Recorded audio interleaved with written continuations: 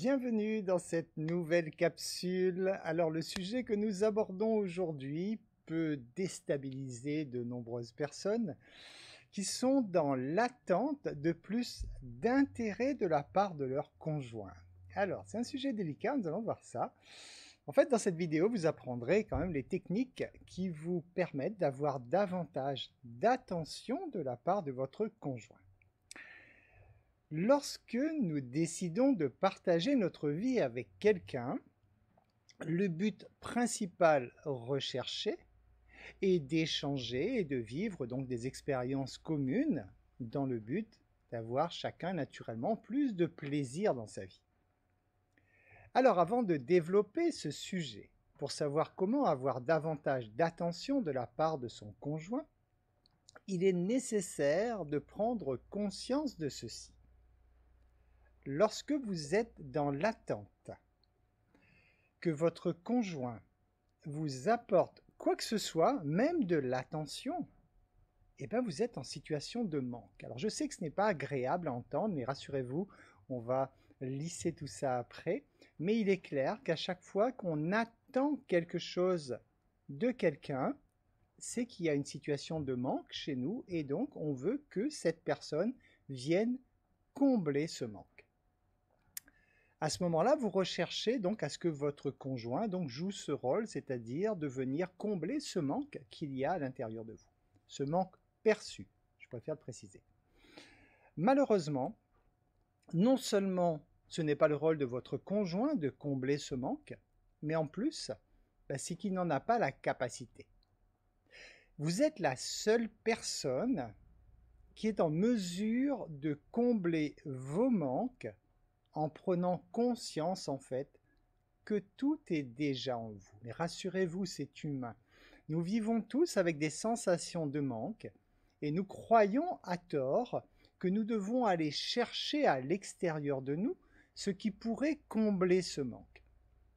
Alors que la solution, c'est de se retourner sur soi-même et de prendre conscience que ce qu'on est en train de rechercher en fait est déjà en nous. Lorsque vous exigez de l'autre qu'il vous apporte de l'attention, malheureusement, vous êtes égoïste parce que vous demandez à l'autre de se priver de quelque chose pour que vous soyez plus heureux.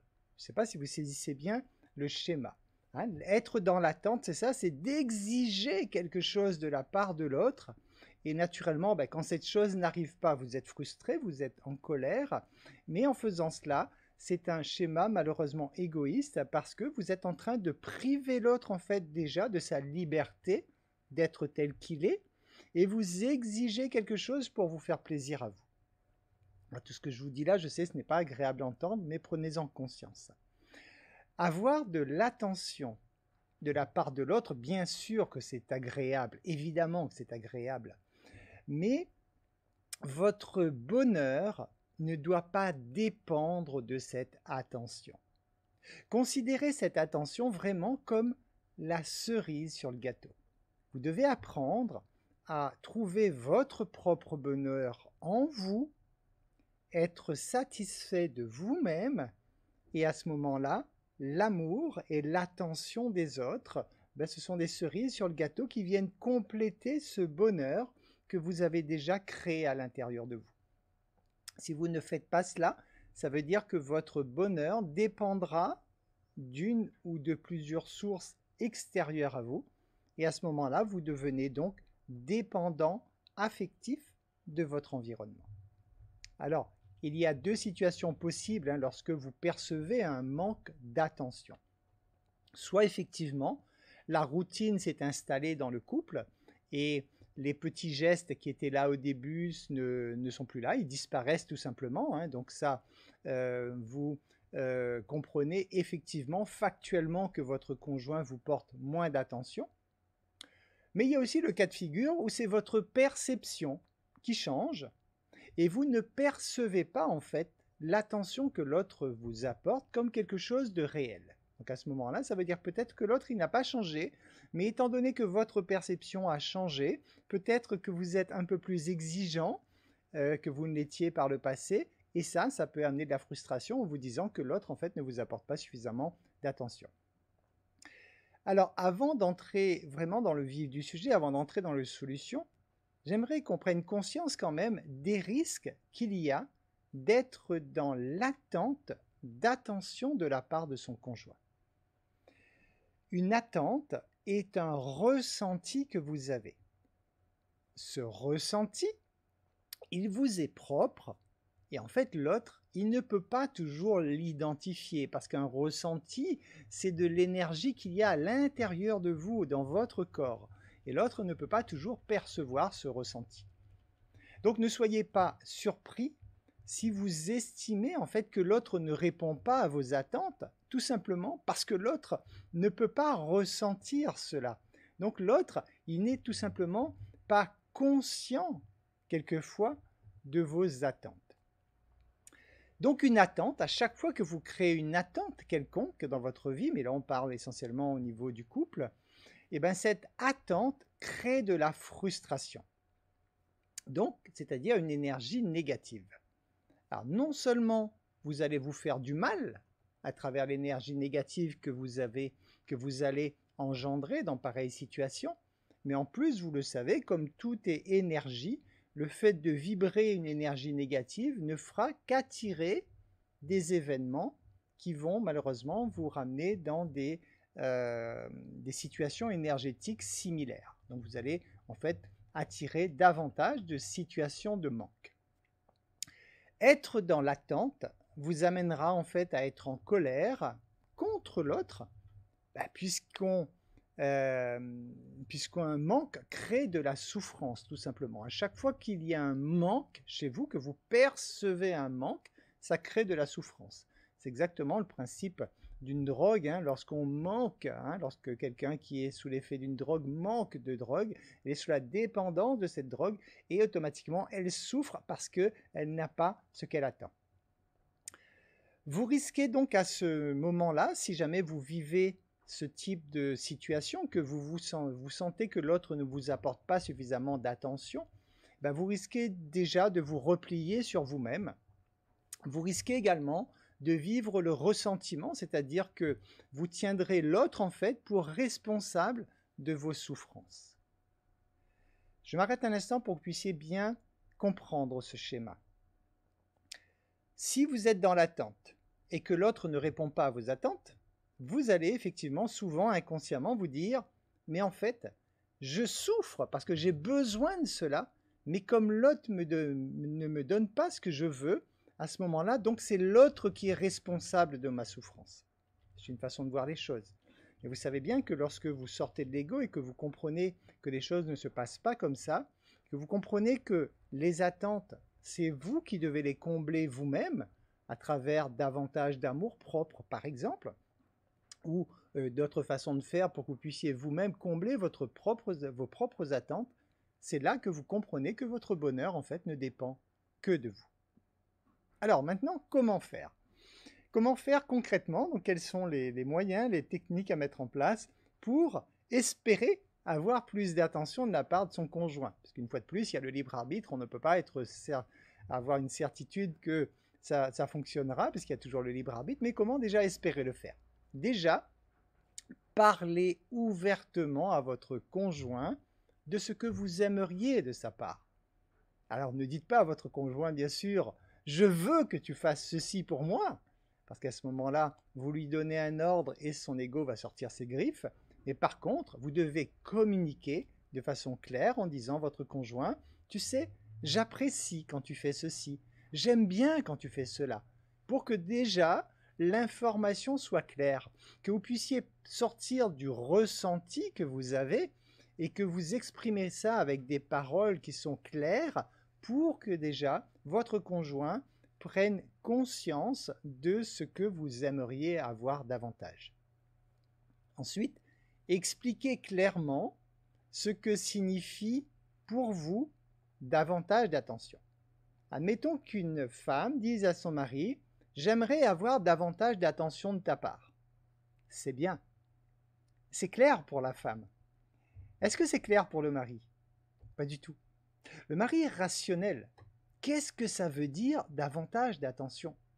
Ça peut peut-être vouloir dire effectivement un petit bisou un peu plus souvent, ça veut peut-être dire aller faire un tour au resto plus souvent, etc. Ça peut, mais ce n'est pas clair. Donc déjà, expliquez clairement à votre conjoint, concrètement, factuellement, ça signifie quoi pour vous avoir davantage d'attention? Une fois de plus, c'est pour que la communication soit claire, que le message passe bien déjà entre les deux. Ensuite, selon votre canal sensoriel, ça peut être complètement différent en fait de la façon dont c'est perçu par votre conjoint. Par exemple, un signe d'attention pour vous, si vous êtes auditif, ça va être d'entendre des je t'aime ou des choses comme ça, parce que vous êtes auditif. Mais si votre conjoint est visuel, par exemple, le visuel, lui, il a besoin de voir des preuves d'attention. Et juste le fait d'être avec des canaux sensoriels différents, ça crée déjà un problème de communication. C'est pour ça qu'il faut pallier ce problème de communication avec la parole, avec les mots, pour que les choses soient claires entre les deux. Par rapport aux neurones miroirs, à ce moment-là, vous comprendrez que pour que l'autre puisse vous apporter davantage d'attention, vous-même, apportez déjà davantage d'attention à l'autre. Vous savez, les neurones miroirs, ce sont les neurones que nous avons et qui nous font inconsciemment nous harmoniser en fait avec l'autre. Donc si vous apportez davantage d'attention à votre conjoint, il y a de fortes chances que juste à travers les neurones miroirs, qu'il puisse lui aussi, ou elle aussi, agir par effet miroir tout simplement. Alors il y a plusieurs choses que vous pouvez faire en fait pour obtenir plus d'attention de la part de votre conjoint. Donc la première chose, j'ai dit, c'est d'être plus communicatif. Donc avoir vraiment une communication plus claire. Ensuite, vous pouvez également parler à votre conjoint de vos activités quotidiennes et lui faire savoir ce qui se passe dans votre vie. Donc toujours la communication. Vous pouvez également essayer de faire quelque chose qui lui fera plaisir, bien sûr, comme par exemple l'amener à un rendez-vous romantique ou lui acheter un cadeau. Vous savez que ce genre de choses, effectivement, ça fait toujours plaisir à l'autre. Cherchez également à être plus affectueux, c'est-à-dire montrer à votre conjoint de l'affection physique, par exemple comme prendre votre conjoint dans les bras ou l'embrasser. Là, une fois de plus, on travaille sur les différents canaux sensoriels.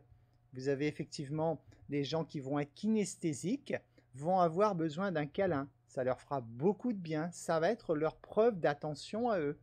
Une fois de plus, si vous dites par exemple à un kinesthésique que vous l'aimez continuellement, vous lui dites cela, ce ne sera pas perçu par cette personne comme une preuve d'attention, parce qu'elle, ce qu'elle a besoin, c'est de ressentir le toucher.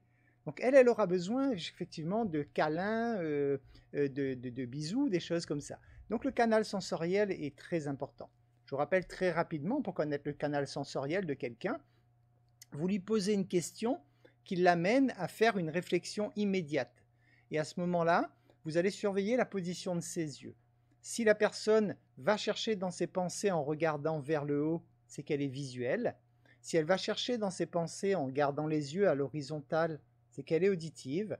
Et si elle réfléchit en regardant vers le bas, elle est kinesthésique. Voilà, donc ça c'est très rapide déjà sans entrer dans des cours de PNL, mais juste avec ça déjà ça vous permet de connaître le canal sensoriel. C'est très important par rapport à votre conjoint. C'est également important lorsque vous avez des relations professionnelles pour savoir quel canal utiliser pour communiquer de façon claire avec la personne qui est face à vous. Ajoutez également autre conseil, ajoutez dans votre planning de la semaine un créneau récurrent dans lequel vous pourriez écrire « Apporter de l'attention à mon conjoint ». Alors ça pourrait faire sourire, peut-être surtout de la part des femmes, parce que ça semble tellement évident pour une femme que son conjoint doit lui apporter de l'attention. Mais figurez-vous, pour un homme, ce n'est pas aussi évident que ça, et il serait important que l'homme puisse le noter dans son agenda pour y penser, parce que ce n'est pas sa façon de fonctionner, tout simplement. Alors nous vivons tous des moments dans la vie où nous sommes submergés effectivement par les événements. Alors lorsque ça se produit pour votre conjoint, proposez-lui votre aide, bien sûr, c'est une façon de lui montrer que vous lui portez de l'attention. Par contre, attention quand même, cette aide, en fait, elle doit être ponctuelle et elle doit venir de vous. C'est-à-dire, vous devez décider que voilà, vous sentez que votre conjoint est un peu submergé en ce moment dans son emploi du temps, vous lui proposez votre aide. Par contre, si vous le faites systématiquement, il peut y avoir un risque que votre conjoint s'engage trop personnellement et se décharge régulièrement sur vous pour assumer les responsabilités, les engagements que votre conjoint aurait pu prendre. Et là, ce serait nocif, bien sûr, parce que ça voudrait dire que à ce moment-là, vous êtes en train de vivre des situations qui ne vous conviennent pas. Ce n'est pas vous qui avez fait le choix de ces engagements, mais c'est vous qui les subissez. Voilà, donc ça c'est juste, là on parle de l'extrême. Si jamais ça peut déraper un jour, pensez-y, parce que si votre conjoint effectivement exige de vous que vous l'aidiez systématiquement dans ses propres engagements, à ce moment-là, il va falloir faire comprendre à votre conjoint que c'est de sa propre responsabilité et que c'est donc à votre conjoint de moins s'engager à l'avenir. Alors selon que vous soyez un homme ou une femme, votre façon d'agir effectivement sera différente parce que vous savez, on est quand même différent de par nature sur notre façon, notre réaction, nos réactions dans la vie. On le sait, l'homme de façon générale est plus cartésien, alors que la femme sera davantage dans l'émotionnel. Sachez que les hommes n'aiment pas parler de leurs problèmes. Pourquoi un homme n'aime pas parler de son problème? Parce que le fait de le faire, ça sous-entend qu'il est faible. Et comme là, on est sur la blessure principale de l'homme, l'homme, il n'aime pas ça parce que ça réveille une de ses blessures. Donc lorsque votre homme, par exemple, si vous êtes une femme, votre homme a des problèmes et qu'il ne veut pas en parler, respectez-le parce que juste le fait de chercher à fouiner, j'ai envie de dire, hein, avec une belle intention de votre part, on est d'accord, hein, et l'homme va ressentir ça comme une faiblesse de sa part, comme s'il n'était pas à la hauteur, et ça va vraiment réveiller sa blessure principale. Les femmes, au contraire, aiment parler de leurs problèmes, bien sûr, parce que ça leur permet justement de l'extérioriser, ça permet de trouver des solutions, et juste sur ce point, on voit effectivement que les femmes ont davantage besoin d'attention que les hommes, juste sur ce point. Après, une fois de plus, ça va dépendre des blessures également. Un homme qui aura une blessure d'abandon ou de rejet va avoir besoin effectivement de beaucoup d'attention parce que c'est sa blessure qui veut cela. Mais de façon générale, si on exclut les blessures, on va dire que c'est vrai de façon générale, de par juste la façon de fonctionner tout simplement, une femme va avoir besoin davantage d'attention.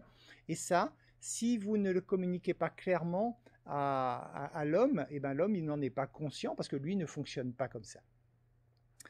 Les hommes sont davantage attentifs à leurs besoins en fait, on pourrait dire, ça pourrait sembler égoïste, mais non, ils sont attentifs plus à leurs besoins, alors que les femmes sont plus attentives aux besoins des autres. Voilà, donc ça aussi, ce sont des choses qui font la différence dans la façon de ressentir les choses et dans la façon d'agir des hommes et des femmes. Voilà, j'espère que ces conseils vous seront utiles afin de pouvoir mieux communiquer avec votre conjoint. Si on veut schématiser, on va dire, espérons que cette vidéo permettra aux hommes d'être un peu plus attentifs à leur épouse, à leur conjointe, mais en même temps que les femmes prennent conscience que ce n'est pas à l'homme de combler leurs propres besoins, mais c'est elles-mêmes, en ajoutant davantage d'amour propre pour elles-mêmes, donc qui sont en mesure de rectifier cela. Je vous remercie pour votre écoute et je vous dis à très bientôt dans une nouvelle capsule.